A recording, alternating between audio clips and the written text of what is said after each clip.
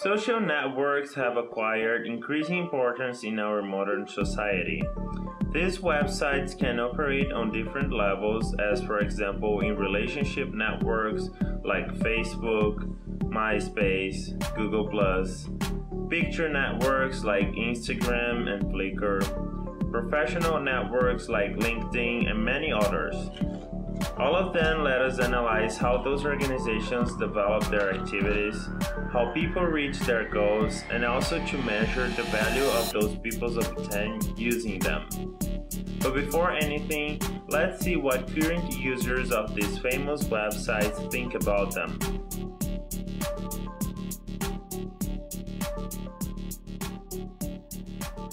I think a social network is like a website where you can communicate with other people, but it's not necessarily in person, and it's more personal than like you know the people before you become friends with them on the network, so you have to actually have some background knowledge of them. I think it's like the people you know and like the connections you make, and it can be like as broad or as narrow as you make it.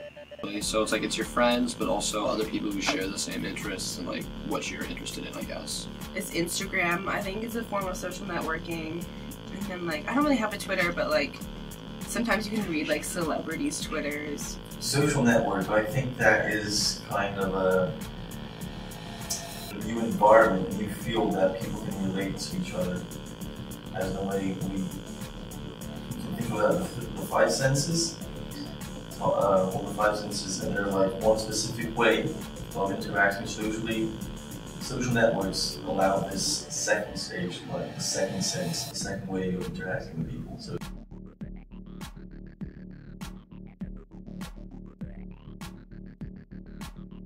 I use Facebook and Instagram, I would say.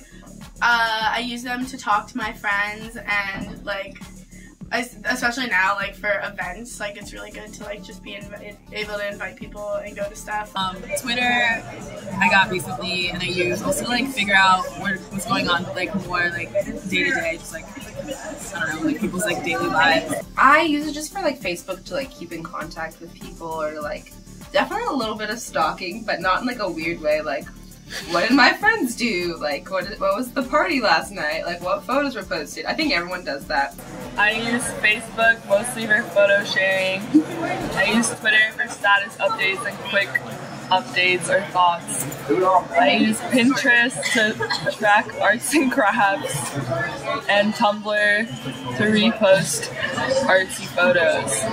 It reminds me about birthdays. I don't need to remember that. I can do that. I can talk to my family at home now while I'm at college. Also, my friends are all at different colleges, so it's really helpful.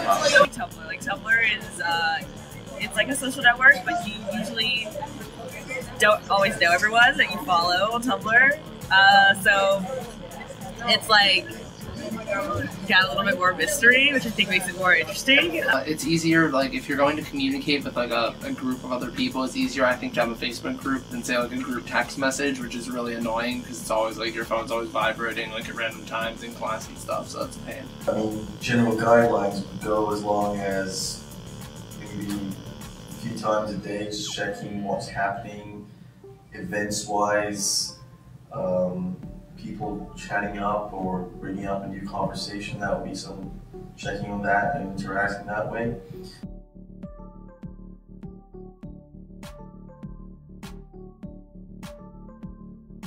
Okay, I think the advantages are that you can easily connect with people without, like, it's really quick and effective. And I think the disadvantages are it could be like a little too of like people could know too much about you too quickly. I think the advantages are it's a lot easier to communicate with people, and it's more than just texting, because like you can like leave comments and post funny links and stuff. Twitter has like an advantage because it's like short, like you have to keep what you're talking about short, so it can be like interesting, it's fun to read. I think it can cause a lot of awkward situations, Facebook, unintentionally. I guess that would be a negative thing. But at the same time, like, it allows me to connect, like, my relatives, like, from far away that, like, I never would get to talk to if it wasn't for Facebook. So. I use Facebook Messenger, like, the message thing in Facebook all the time, because sometimes rest people's phones don't get service. Like her phone doesn't get service from here. Like that's how I communicate with her when she's in here. But I think the disadvantages are like people's Facebook profiles don't necessarily reflect who they are, and it's used as like in some like social groups as like a popularity marker, which I don't necessarily agree with. And I don't know, it's hard when you're crafting how you present yourself because it's different from how you genuinely come off. Like a huge time suck. It's like, it's almost a waste of time, honestly. Privacy settings can be a little confusing. Too much in touch with things, you can't log off. And I think that always goes through society, at least. What you can see in the past 300, 400 years is that kind of escaping from the urbanism, the clash between rural and the cities. And if you check every advertisement for the big trucks and everything, there's always a truck in the countryside just fleeing away from society as a whole. You're too much exposed. You can work that in two different ways, like the spotlight's on you. If you perform well in that spotlight, you present yourself as a good character, there's a whole new image of you, a digital one. If you do well with that image, then it's a good thing, but if you like expose yourself in ways that you shouldn't, that's a bad thing too.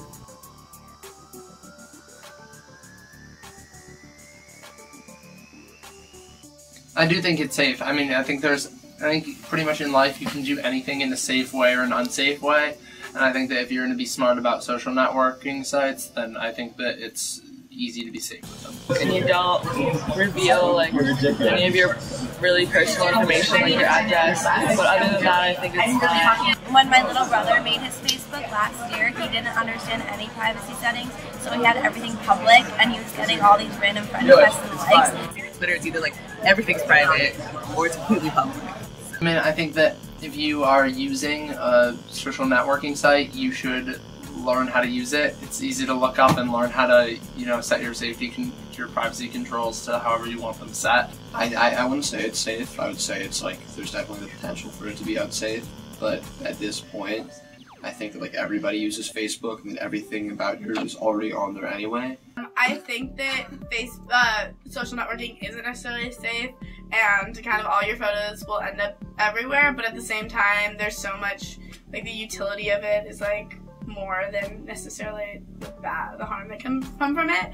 But I do get nervous about like future employers looking at my Facebook, because I have a friend who that was her job as an internship, to look at people's Facebooks and eliminate them from job pools.